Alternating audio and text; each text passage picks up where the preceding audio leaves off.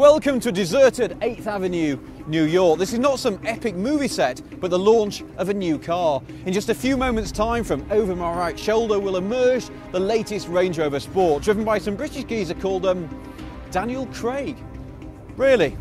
Never let it be said that the car world is only a token grasp on reality.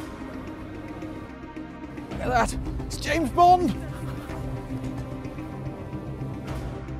This was supposed to be the car's big, dramatic, global, multi-million-dollar unveil.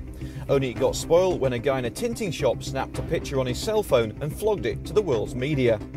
Should have sent James Bond to sort him out. So what do we know?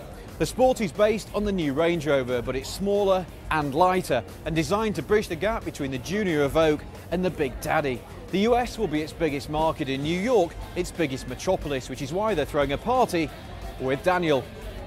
No cameras. It's a great party, but it's not exactly the best place to get a close look at the new Sport. So let's jump to tomorrow.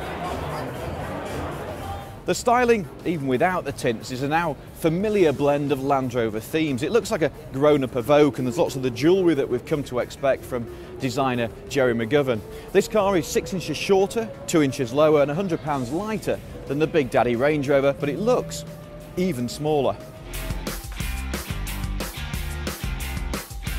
The wheelbase has grown by 7 inches to address one of the Sport's biggest failings, its lack of rear space, and for the first time this model will be offered with the option of 7 seats.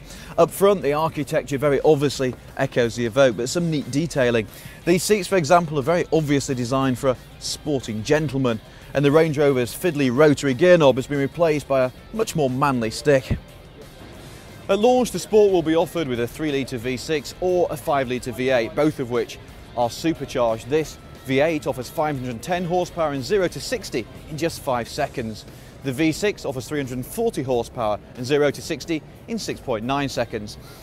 Land Rover won't commit to anything right now, but we expect to see more engines in the future, including a V6 and possibly a V8 diesel, and they're also working on a diesel hybrid that might just cross the Atlantic.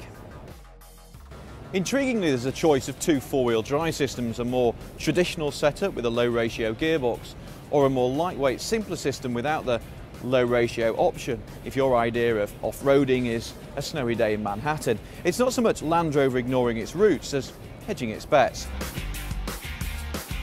When it reaches showrooms this fall, the Sport will be priced from $63,500 for the V6 and from $80,000 for the V8. Land Rover's on a roll right now, and we can't imagine this vehicle slowing that momentum, with or without 007.